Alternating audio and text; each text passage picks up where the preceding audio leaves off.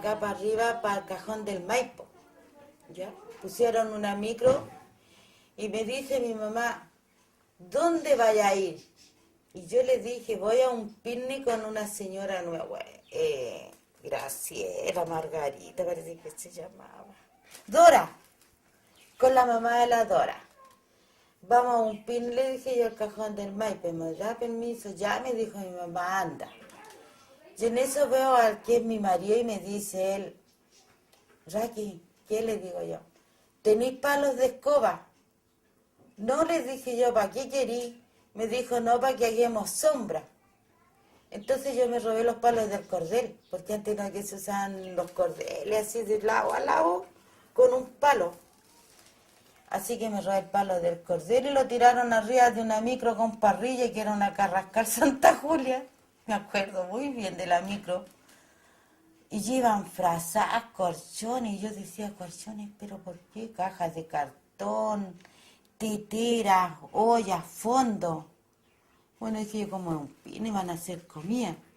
Era mi idea, pues, pero es que no sabía.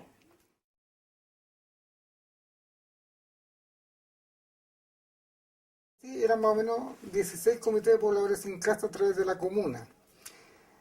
Nosotros, en el momento, empezamos a planificar no la toma de terreno, sino la solución habitacional de nuestros problemas. Y la solución habitacional de nuestros problemas eran las cuotas Corby, pensando que en el gobierno de Frei aquí se iba a entregar una operación sitio, igual como le han hecho en el MIDA, La Faena, todos esos sectores. Entonces para eso necesitábamos 68 cuotas de ahorro Corby. Y la mayoría de la gente la tenía, y nosotros con esa plata compramos los terrenos y andamos en esa gestión. Después de tanto ser tramitado por el gobierno por el ministro de la Vivienda y el subsecretario de la época, que recuerdo el nombre que era César Díaz Muñoz, llegamos a la conclusión, a petición de pobladores y de dirigentes de comité, de hacer la toma de terreno, de hacer una toma de terreno. Nosotros salimos a buscar terrenos donde llegar, donde poder tener este asentamiento humano de pobladores. Y dentro de esto barajamos varias posibilidades, en Ñuñoa y justamente en La Hormiga. Pero en una de estas, cuando se habló de La Hormiga, la verdad que antes que nosotros fuéramos a ver el terreno ya habían carabineros ya. Y este terreno nosotros lo teníamos en reserva. Acá no le dimos el nombre a nadie, solamente había muy pocos que lo sabían. El primer comité que tenía que llegar acá a las 9 de la mañana era el comité de Santa Julia, que traía aproximadamente como 5 máquinas, 5 micros, las que venían para acá. Y así sucesivamente se iban a ir plegando el resto de los comités. Y cuando vimos llegar la primera micro, cortamos los alambres del cerco que había, pero la noche anterior nosotros habíamos dado el agua, porque esta era una seca, como le expliqué, este no era el canal. Ahora es canal, antes era una seca que tenía menos de 1 metro y nosotros transitamos, la saltamos y pasamos de un lado hacia otro. Y logramos inundar parte del terreno. En caso de un posible choque con las fuerzas policiales, ¿no es cierto?, de la época, poder estar un poco en igualdad de condiciones por las bombas y todo tipo que tiraron. Bueno, llegaron los pobladores y nosotros lo hicimos pasar hacia adentro, hacia el terreno. Porque había un cerco de alambre de púa que empezaba donde está el Colegio San Valentín, allá, de la esquina, hasta la avenida La Florida. Y daba vuelta hasta Huerca en Martínez. Era todo alambrado de alambre de púa. Todo el cerco así. Bueno, eso se realizó un día 11 de diciembre, o sea, 11 de enero, que fue un día domingo. A las 9 de la mañana empezó a llegar la primera micro acá al sector. Y con ellos los pobladores que en ese momento, cuando salieron de estos comités, la reunión que se hizo fue llamarlo para ir a un paseo, porque no se le podía decir abiertamente que era una toma de terreno. Y la gente a la vez tenía que traer bandera, carpa, todo lo que fuera necesario. La gente así lo hizo. Llegó con la carpa que tenían en esa época, que eran sanas, frazadas, todo ese tipo de cosas, ¿no es cierto? Y bandera. Y cuando llegaron acá, bueno, pasó lo que tenía que pasar. Era pura, digamos, tierra donde se veía que se había sembrado. Había un lado hacia abajo que la gente le llamaba los repollos porque ahí se había sembrado repollo y aún quedaban restos. Y así, pues, así que no era un suelo como apropiado para llegar y levantar una casa, no. Y había que luchar. La cantidad de gente era más o menos como 2.000 personas. Nosotros mandamos a hacer 2.500 tarjetas. Pero esas 2.000 personas significa que en grupos familiares mucho más. Lo que entraron, o sea, la gente que llegó como jefes de hogar eran aproximadamente el primer día, mire, para ser muy sincero, yo creo que llegamos más o menos como 1.500, una cosa así. Después la gente, como le conté el otro día, como teníamos estas tarjetas del comando comunal distribuidas en los diferentes comités, los comités empezaron a venirse hacia acá a tomar el lugar que le correspondía y con la guardia, porque esto estuvo como una semana o 2 semanas cercado por carabineros. Si tú salías y mostrabas la tarjeta como tu carnet de identidad, y si llegabas y tenías que mostrarlo para poder entrar, se te perdía, tenías que llamar a, pongámosle, al presidente de la Junta de Vecinos, por decir así, o de tu comité, y él llevar un libro, un registro, y acreditar que tú vivías ahí con tu carnet de identidad. Si no, no entrabas. Dentro de esto, en una de las reuniones que se hizo aquí en la población, aquí en el terreno al otro lado, nosotros propusimos ponerle a esta Villa Unidad, lo cual los pobladores en parte respondieron Unidad Popular. Y ese fue el nombre que se le dio. Con ese nombre nació esta población, nacieron estas poblaciones. Bueno, tuvimos la suerte de tener dirigentes que supieron guiar las cosas bien, salvaguardar muchas cosas, como sea, no teníamos agua, no teníamos luz, no teníamos nada.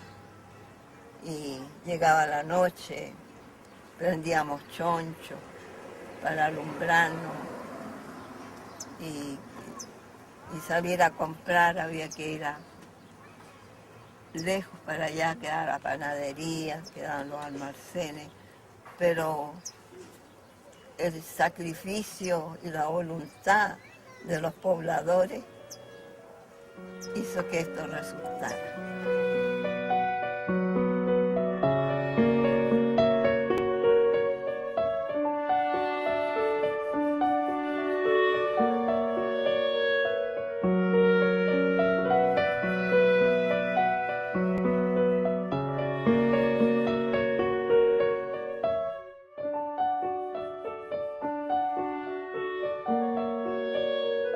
Nosotros íbamos a buscar el agua, más o menos donde está el estadio monumental, ahora.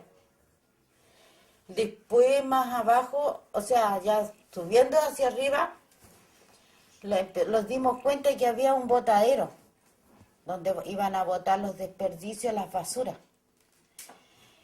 Y de ahí nos daban agua. De repente los vendían un tambor a 5 pesos el tambor de agua. Y lo acarreábamos en un carretón de mano, tirado por nosotras mismas. Y después encontramos un hoyo y sacamos agua de ahí. Rompimos un tubo del agua potable, lo rompimos. Y hicimos una laguna y sacábamos agua gratis.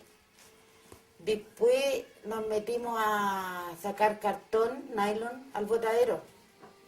Y empezamos a subsistir con las cosas que botaban los camiones.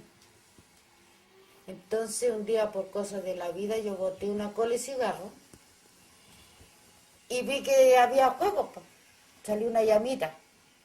Y empezamos a hacer con un palito y un vecino que yo le contaba que en tal parte salía fuego y él no me creía. Así que hicimos fuego, un hoyo con un palo, con una varilla, y con un papel prendimos ese hoyito. Y le salió una llama grande, así como una llama de fogón. Nosotros pensábamos que era la llama de la libertad que teníamos. Así que ahí hervíamos agua, calentábamos agua para lavar la ropa en el invierno, en el verano igual bañábamos los niños con agua calentita. Incluso le hacíamos hasta piscina ahí mismo. Le hacíamos piscina con agua caliente a los bebés. Y así subsistimos. Les hacían olla, la olla común. ¿Sabe qué ha oído? La olla común. Entonces cooperamos con fideo, el que tenía poroto, el que tenía arroz, y ahí tenía derecho a ir a comer. Yo comía, porque necesitaba. Hay que decir que cuando llegamos acá a esta población no había locomoción colectiva. Un grupo de vecinos y vecinas más que nada fueron las que se fueron a Agrícola con Vicuña Maquena y se tomaron la micro 1 Bernardo Higgins, y en eso participó la señora Báltica, en traer las micro hacia el campamento para que salieran de acá con los trabajadores, porque uno cuando salía a tomar micro tenía que ir a San Luis y las micros ya venían llenas, o sea, era imposible prácticamente movilizarse. Al transcurrir del tiempo, otro vecino por iniciativa logró una conversación con las liebres Macul Palmilla, que también la introdujeron hacia el sector de la población. Y de ahí nosotros empezamos a tener el recorrido de micro, porque este fue la primera población que hubo en la comuna en este sector. Porque antes, departamental hacia Vicuña Maquena, hacia la cordillera y hacia al sur, no había ninguna cosa, eran puros fondos. Acá lo que habían eran lecherías, pura cosa de campo. Y los choferes entendieron y comprendieron que acá arriba tenían ellos gente que podían llevar y traer. Así que ahí se pusieron a trabajar así, pues. Venían hasta arriba, dejaban la gente allá, gente de acá, y así. Todo el tiempo había gente yendo a trabajar. Si no, porque estábamos en la toma, se dejó de ir a trabajar, ¿no? Se iba a trabajar igual nomás. Cuando ya levantamos nosotros ahí, en donde estaba Ternura, teníamos el policlínico. ¿Ah? Y entonces ahí, con la doctora Elena Galvez, hicimos posible que se agruparan muchas, como 200 mujeres más o menos, y formamos el Frente de Salud. El Frente de Salud. Y ellas eran las que tenían a cargo todo el bienestar de la población. Todas las personas eran pobladoras, que fueron capacitadas por la enfermera fundamentalmente, capacitadas para sus distintas labores. Atención de los niños, ¿no es cierto?, el reparto de la leche, el control de embarazadas, etcétera, todo eso lo pudieron hacer, ellas aprendieron a hacerlo. Y fueron entonces, eran funcionarias de salud y respondían ante el Ministerio de Salud, o sea, eran funcionarias públicas. Todas estas pobladoras que se convirtieron en auxiliares de enfermería. Ellas tenían a cargo el medio litro de leche que se le da a los niños que quedaban solos, que la mamá iba a trabajar, y cuidar sobre todo que ningún niño viniera acá al canal, por el peligro que podía sucederle a ese niño. Y eso valió mucho, porque se sentía la tranquilidad de la gente, la confianza que sabían que la delegada de salud, siendo una mujer pobre, a lo mejor no con gran educación, sin embargo ella se desenvolvía bien, no solo como madre ni como asesora haciendo las cosas, sino que con ese cuidado de que el niño no se enfermara. Para que los maridos no le pegaran a los niños, hicimos una ley seca. Entonces, había una piedra grandota así. La ocupábamos de asiento y la ocupábamos para... ¿Cómo les podría decir para poder reventar botellas? De tope. Pongámosle de tope. Entonces, si llegaba un marido con medio curado, nos sentábamos en esa piedra y trajinábamos el bolso. Y si traía unas botellas de cerveza o una botella de vino, porque antes no estaban las cajas, ni estaban las latitas que podían pasar, lo sentábamos, le quitábamos la mochila, el bolsito en ese tiempo, y le rompíamos las botellas. Y se iba para la carpa cuando se le pasara la mona. Sanigüero. ¿Para qué? Para proteger a la mujer y el niño no supiera que sus papás peleaban porque estaban curados.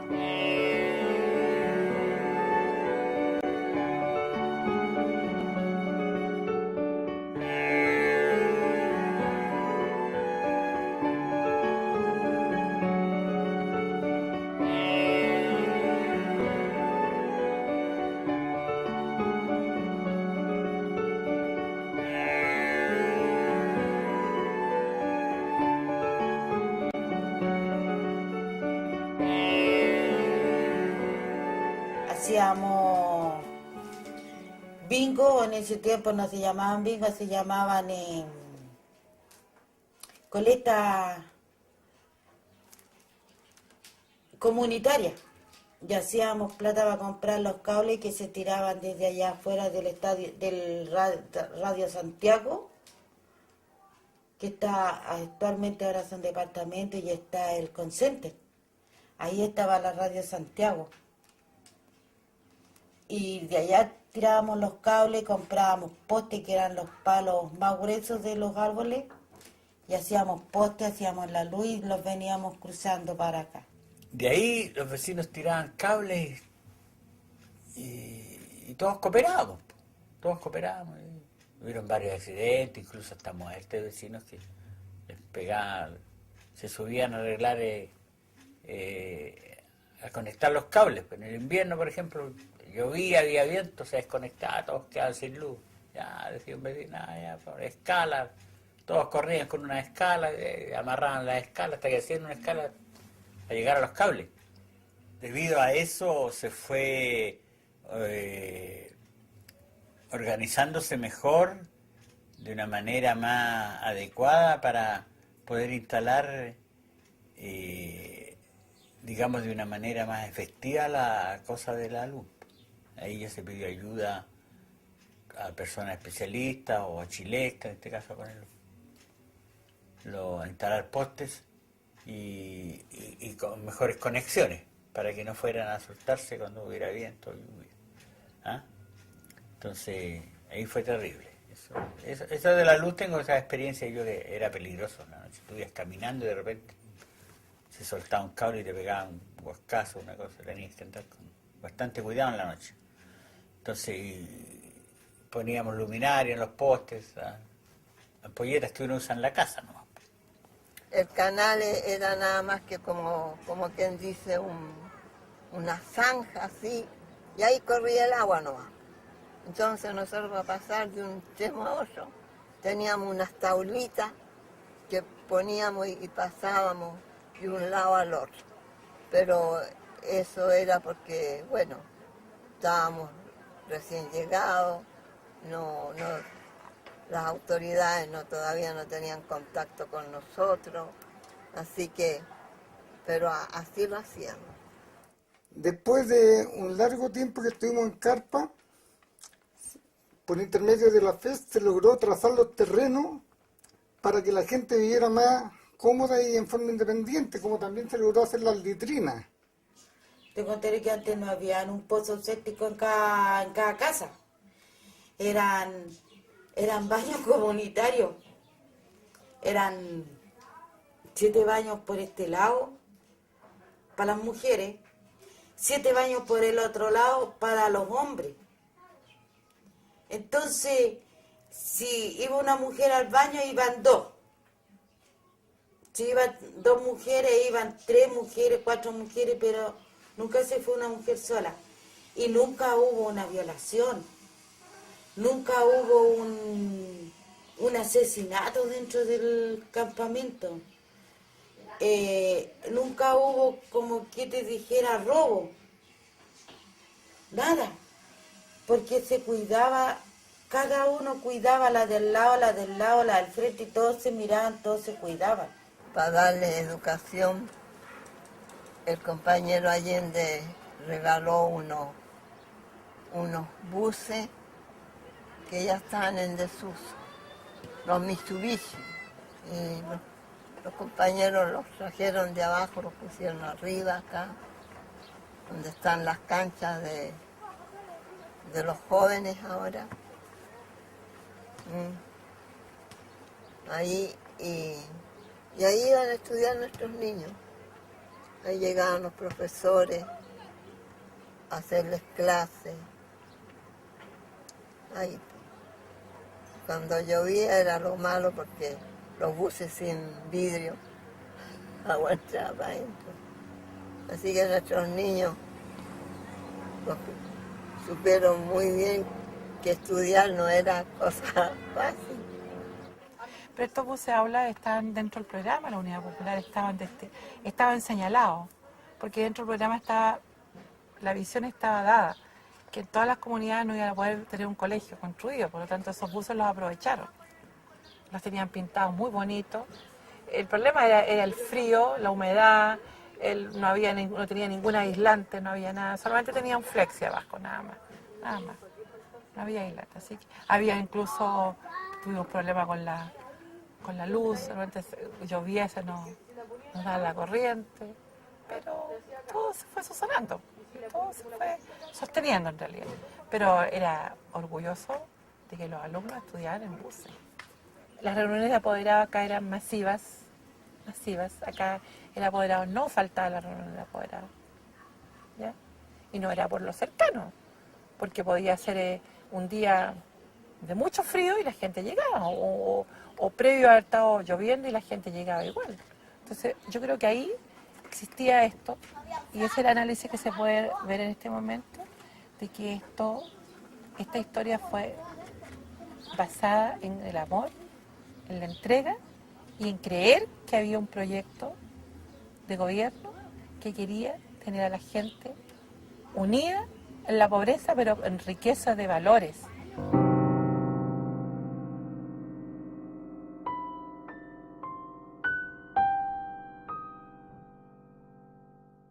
Para el 11 sí que no, pues ahí fuimos muy perjudicados porque como campamento Unidad Popular le dieron duro. Esta población fue una población formada, apoyada por el Partido Comunista. Entonces aquí había muchos comunistas, había muchos socialistas, mucha Unidad Popular, como había gente que no se metía en nada. Pero a la larga todos pagaron las consecuencias. Y aquí la gente en esta población, si bien es cierto, para todo lo que les digo, la gente fue solidaria. El 11 de septiembre de 1973 la gente fue solidaria porque aún sabiendo quiénes eran quiénes, jamás denunciaron a nadie, no vendieron a nadie. Todo lo contrario, ellos solidarizaban con la gente que te caía en desgracia. Aquí entraban las tanquetas para adentro. No disparaban, pero entraban las tanquetas, llegaban hasta aquí y aquí se devolvían a departamental, así. Y cosas que, como ser los niños, nunca habían visto eso. Vivían muertos de susto. Ahora ver que se llevaran a un compañero que lo sabíamos que era un padre de familia, dolía, porque no sabíamos si volvería o no. Aquí entraban los carabineros y apaleaba al que se les ponía por delante. Mi casa fue violada por carabineros, las rejas las sacaban porque querían desalojarnos. Esto acá fue terrible. Aquí fue terrible. Bueno, acá nos cerraron todo. Nosotros volvimos en noviembre del año 73, volvimos a trabajar. El 23 de noviembre del 73 volvimos a retomar el año escolar.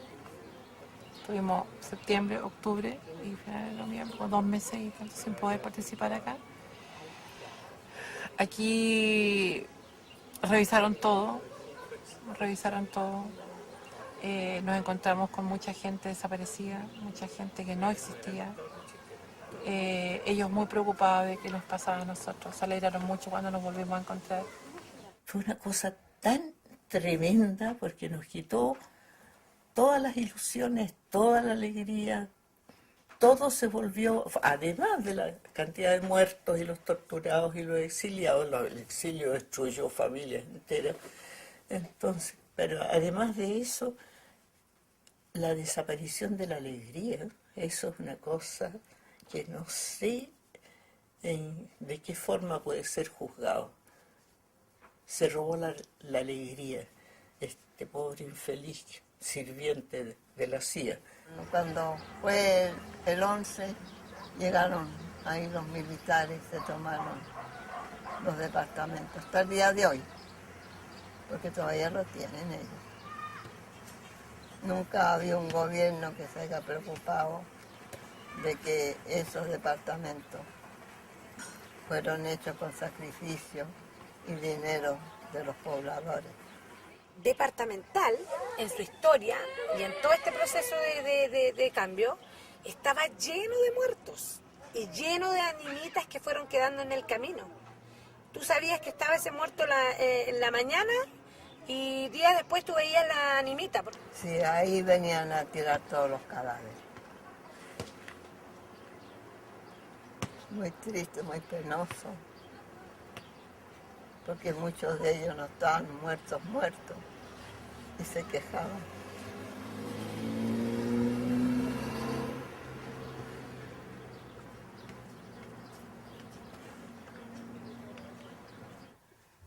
Aquí en la iglesia había un padre que se llamaba Emilio. Él formó una capillita para poder congregarnos, recibir algo de Dios. El padre Emilio lo que quería era el bienestar de la gente, de que la gente estuviera bien en esta población, a pesar de que tuvo muchos contras, porque de primera aquí no se le aceptaba, pero él logró conseguir todo lo que ahora tenemos. Lo que más había aquí eran niños. Y la construcción de esta plaza como tal tiene la hermosa historia desde la iniciativa tomada de los jóvenes de ese tiempo, que se fueron a conseguir unos neumáticos a una empresa de transporte ahí abajo y los trajeron rodando. Había un neumático así como de tractor. Sí, eso es grande. Y en eso nos metíamos dentro de ese tractor, uno se metía. Colgábamos ahí entre y todo el resto lo iba dando vueltas. Sí, lo iba dando vueltas, empujando. Y de repente llegábamos a la cresta ya, hasta que caía el tractor, o sea, en la rueda. O si no, yo no salía más mareado que salía. O si no jugábamos como al monito mayor, con la rueda. Saltábamos por encima de esa rueda y todos teníamos que hacer lo mismo. Sí. Algunos más ágiles, otros menos ágiles. Algunos se sacaban la cresta, le caía la rueda encima. En un principio, protestar era divertido, era como ir a pelucear. No sabía, es que no creo que no sabíamos lo que era. Pero después ya nos empezamos a dar cuenta que por qué protestábamos. O sea, y ahí ya se nos hizo diferente la protesta. Para nosotros, al menos para mí, protestar era ir a ¿cómo se llama? Alegar por manifestarte por tu derecho. Claro, por algo en lo que no estábamos de acuerdo. O sea, teníamos que manifestarnos de alguna forma. Ya no era ir a pasarlo bien, sino que era ir a luchar. Las protestas fueron increíblemente terribles, porque aquí las balas no había respeto por nada. Las balas así, se veían puntos rojos pasar. Era increíble. Aquí el sacerdote fue el que apoyó mucho esa gestión. Nosotros tocábamos la campana, o nos tocaba la campana y sabía que todos teníamos que escondernos debajo de las mesas y todo lo demás. Pues igual era peligroso porque igual hubieron los milicos y militares varias veces dispararon esa famosa bala, la bala de fusil esa que llegaba con varios metros. Murió esta gente igual, ¿no? Harto, o sea, de hecho, la Nadia Fuente murió producto de eso. Claro. De unos brazos que los milicos tiraban de allá abajo de Avenida La Florida. Y la Nadia era una niña inquietísima, era muy inquieta. era siempre la que está participando en todo. A nadie cayó en una de las primeras protestas. Porque, como te digo, no había respeto, porque se baleaba así las balas, como te vuelvo a reiterar, las balas cruzaban. Entonces, cuando ya nosotros sentíamos la campanada, entonces nosotros tratábamos que pasábamos a dejar a los niños hasta el puente y los dejamos para que cruzaran y se fueran rápidamente a sus casas. Nosotros también arriesgamos, pero igual íbamos a dejarlos para que ellos se fueran. Pero la Nadia vivía aquí al frente nomás.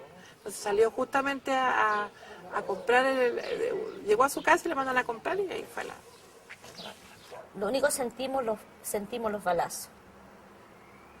Y cuando salgo afuera y veo que toda la gente empieza a correr y gritan la Nadia. Y yo salí así y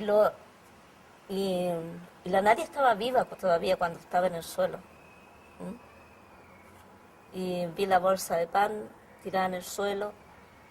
Y entonces ella me trataba de que yo me acercara, pero me tomaron y no me dejaron acercarme al lado de ella. Y yo lo único que hice, para mí fue hacer una oración mientras tanto. Y la gente empezó a llegar los carabineros, yo no sé de dónde salieron tantos carabineros al tiro, y empezaron a tirar piedra, todo eso. Incluso a la Nadia le llegó un golpe aquí, un piedrazo que le quedó marcada la carita. Y hasta que la Nadia murió. Es algo que yo todavía no puedo olvidar eso, y me duele. Me duele porque yo decía, ¿dónde está la ambulancia? ¿Dónde están los médicos que iban a ver? Entonces fue lo único que me hicieron, después ya la taparon. Nosotros llegamos ahí, los carabineros la rodearon para que no siguieran los piedrazos llegándole a ella. Y después cuando llegaron ya a sacarla,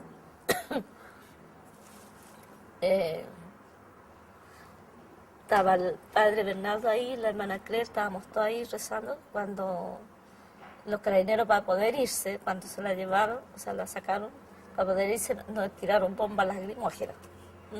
Y la gente cuando supo que la Nadia cuando murió, empezaron a tirar balazos, piedrazos. La gente se saltó. Claro, como pero una cosa masiva. No toda la gente sabía que los milicos habían sido los que habían disparado. Pero como estaban los pacos allí, para algunos, para ese momento, claro, para algunos fue como... Como que ellos también eran responsables para parte de la dictadura, y ellos toda la gente se tiró a la micro con palos. Y ¿qué es la micro? La pescaron, le daban vueltas. Le hicieron mierda a la micro. ¿Sabes que la gente la pescaba así, le pegaban los vidrios, todos los vidrios quebrados? Cuando yo ya estaba crecida y me di cuenta que yo y todos mis amigos podíamos hacer algo.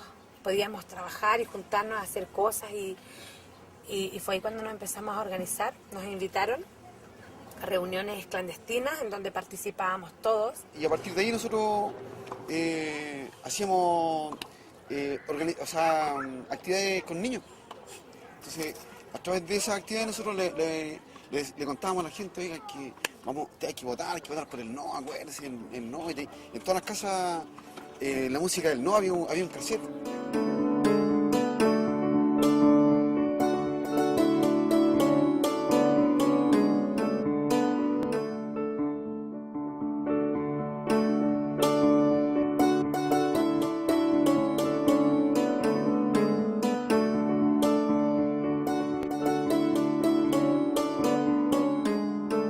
En el tiempo de la dictadura, la verdad que estuvimos bien desprotegidos, no teníamos ninguna ayuda, ningún avance. Los dirigentes que habían eran como que estaban elegidos ahí nomás y puestos ahí. Entonces, se empezó de a poco a trabajar en el aspecto de ir viendo la posibilidad de cómo podíamos ver avanzar nuestra población. Ya se empezó a reunirse la gente, a organizarse de nuevo, y ya se formaron comités, ya sea comité de pavimentación, comité de salud, comité de las personas adultas, como de tercera edad, y la gente como que estaba con ganas de trabajar. Teníamos el libro, el mayor libro de la historia en socio, y bien organizado, bien constituido, con un tríceps bien organizado. Entonces las autoridades abrieron los ojos y dijeron, están funcionando bien. Nos conseguimos traer al ministro de Vivienda, al señor Echegaray, traerlo a terreno en pleno mes de febrero. La idea era de los pobladores y dirigentes traer al ministro caminando por la calle. Así que nada de auto para adentro, no. Usted se haga aquí, señor, y de aquí se va a ir caminando para adentro para que vea la situación y la realidad de las personas, cómo se viven. Hasta que llegó al fondo, al Zanjón de la Aguada. Se subió, miró, dijo, ¿cómo puede vivir la gente así, dijo, tan pobre? ¿Cómo puede haber tanta pobreza, dijo él? Que no se veía. Tú pasabas por Avenida La Florida, que ahora se veían los departamentos nomás, que tapaban todo para adentro. Entonces ahí fue un gran aporte la venida del ministro, porque tuvimos, estoy hablando de febrero, marzo, en abril pavimentaron la primera calle. Esta población avanzó mucho, mucho avanzado, porque hay que empezar que a nosotros lo único que se nos entregó fue un terreno, sin agua, sin luz, sin alcantarillado, sin nada. Y de ahí ha brotado todo para arriba. Tenemos alcantarillado, tenemos agua, tenemos luz, pero nos ha costado a nosotros. Por eso yo creo que esta experiencia es válida y que todos conozcan esto, que significa que no es pobreza sinónimo de fracaso. Pobreza es sinónimo de lucha. Y eso es lo que sucedió acá. Se luchó. Crean en sus dirigentes, que sean más unidos, humanitarios con los vecinos, y que de repente dejemos ese egoísmo a un lado, que la gente se pone egoísta de repente, que ya arregló su casita a ellos, pero no se fijan que de verdad no podía arreglar, pues entonces ya se encierran ahí en sus cuatro paredes nomás, y esa no es la gracia. Que no pierdan nunca la unidad, que la miren la unidad como el pan nuestro de cada día, porque con esa unidad que empezamos y hoy tenemos lo que tenemos, es posible que lleguemos a que nuestros hijos o los nietos sigan siendo niños que amen y quieran su casa, su villa, porque hay un recuerdo. La toma cuando llegaron los viejos, los abuelos, con la esperanza de que ellos tuvieran algo en el resto de su vida. Y así fue. Ellos lo dejaron y los nietos hoy tienen que cultivarlo. ¿Pero con qué? Con la unidad. Pensando que el vecino mire para el lado y vea que la vecina, si necesita algo, tienda su mano. Y yo me vine de Santa Julia en el comité de Marcelino Rivera. Así llegué aquí yo, a la piscina, al picnic, que nunca fue picnic. Pero es linda, sí, me gusta.